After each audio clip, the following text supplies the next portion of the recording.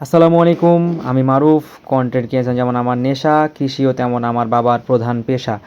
তো আজকে সকালে ঘুম থেকে উঠতেই আব্বু বলল, তাড়াতাড়ি জমিতে যাও, রাতে প্রচুর পরিমাণে বৃষ্টি হয়েছে, বৃষ্টির পানি যেন আমাদের বিছন কাজরা থেকে না বের হতে পারে, সেই জন্য এক্ষুনি যে কাটানগুলো বেঁচে দিয়ে এসো। তো আমি আর আমার ভাই, ছোটো ভাই মনময়, আমরা দুইজন রওনা দিয়ে দিলাম আমাদের কৃষি জমির উদ্দেশ্যে।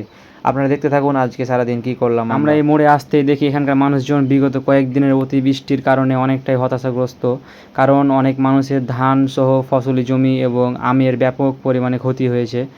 সামনের এই ডোবা জায়গাটা দেখতে পাচ্ছেন, এটা পুরোটাই ডুবে গেছে পানিতে। তো আমরা এত কিছু না ভেবে আমরা আমাদের কাজের উদ্দেশ্যে রওনা দিয়ে দিলাম। সামনে আমার ছোটো ভাই এগোচ্ছে এবং আমি এগোচ্ছি। তো আমরা একটা নৌকা করে এই জায়গাটা পের হলাম, কারণ এখানে অনেক পানি ছিল। তো সামনে যাইতে যাইতে দেখি এখানে কাদার কাঁচা রাস্তা, যা অনেক পিচ্ছিল, একবার পড়লে আমাদের ভবলীলা সঙ্গ হয়ে যেতে পারতো। তাই জন্যে আমরা পাটি পাটি হাঁটছিলাম। আর মাঠে আসতে দেখি আমার ভাই দৌড়াদৌড়ি শুরু করে দিয়েছে। তো আমরা খুব সাবধানে এগোতে থাকলাম জমির উদ্দেশ্যে। হঠাৎ দেখি আমরা একটা ঘন জঙ্গলে ঢুকে গেলাম। জঙ্গলের ভিতর দিয়ে একটা নদীটা আমরা কোনো রকম সাঁতরিয়ে দুই ভাই পার করার চেষ্টা করছি। কোনো রকম নদীটা পার করে আসার পর হঠাৎ দেখি পাহাড়ের উপর অনেকগুলো পানি। এটা আসলে জমির উপর পানি। এই পানিগুলা বৃষ্টির কারণে সৃষ্টি হয়েছে। তো এই নালাটা দিয়ে আমার ভাই দৌড়াচ্ছে। নালা দিয়ে দৌড়াতে দৌড়াতে সে হঠাৎ দেখি পড়ে গেছে কাদার ভিতরে। সে শত চেষ্টা করার পরও উঠতে পারছে না এবং কত কষ্ট করে সে কাদা থেকে উঠলো। তো আমরা আমাদের জমির প্রায় একদম কাছে চলে এসেছি। এই তো আমাদের জমি। তো জমিতে আসার পর আমি দেখছি কীভাবে কী করা যায়। অনেক ভাবনা চিন্তা করার পর তখন আমি একটা সিদ্ধান্ত নিলাম যে আমি এখানে একটা কাটান দিব। তো যে বলা সেই কাজ, আমি তখন ফোনটা রেখে কাটান দেওয়ার কাজ শুরু করলাম, কাটান বাঁধার কাজ শুরু করলাম। উল্টাপাল্টা বকছি কেন। তো আমি অনেক চিন্তা ভাবনা করছি কোন জায়গায় কাটান দিতে হবে, কাটান বাঁধতে হবে, এগুলো কিছুই জানি না আমি, কারণ এগুলো কোনোদিনও করিনি এর আগে। শত চিন্তা ভাবনা করে জ্যামিতিক নকশা এঁকে আমি জায়গাগুলোতে কাটান কাটছি এবং বাঁধছি। Big shot. ওটা কি রে, আয়না নাকি? দেখে আসি তো। আমাকে দেখতে তো সুন্দর লাগছে। এবার একটু যাই মাঠের দড়ি আসি। পুরুষ মানুষ হওয়া যে সহজ বিষয় না, সেটা এই জিনিসটা দেখলে বুঝতে পারবেন।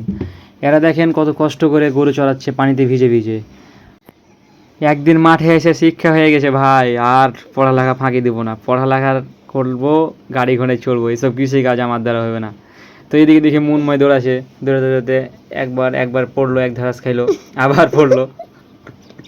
বিষয়টা অনেক মজাদার। যাই হোক, ছোটো বাচ্চা, আমি ছোটো হলে আমিও এভাবে গড়াগড়ি করতাম। লোক লজ্জায় গড়াগড়ি করতে পারছি না।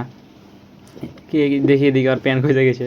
আমি বললাম তোর প্যান্টটা ওপরে ছাড়ে, তখন প্যান্টটা ওপরে ছাড়লো এবং সে বাড়ির দিকে হাঁটা শুরু করেছে।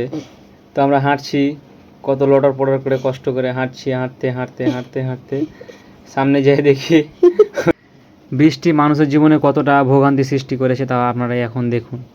সামনে দেখি আমার এই চাচা আজকে হাটে ছাগল বিক্রি করতে যাবে, কিন্তু বৃষ্টির কারণে যেতে পারছে না। ভ্যানও দেখি বারান্দার ভিতরে ঢুকে আছে। আর ফিটু কাকা এই তো দেখি মাছ ধরার জন্য গভীর আগ্রহে বসে আছে। একটা মাছ আসবে, ধরবে, সে ভাজি করে খাবে। তো আমি রওনা দিয়ে দিলাম আমার বাড়ির উদ্দেশ্যে। সামনে দেখি আব্বুও বসে আছে। তো যাই হোক, আমি এখানে বেশি কথা না বলে চলে আসি। এবং দেখেন ভাই, কী পরিমাণ কষ্ট একজন কৃষকের বুকে রেখে সে ঘুরে বেড়াচ্ছে।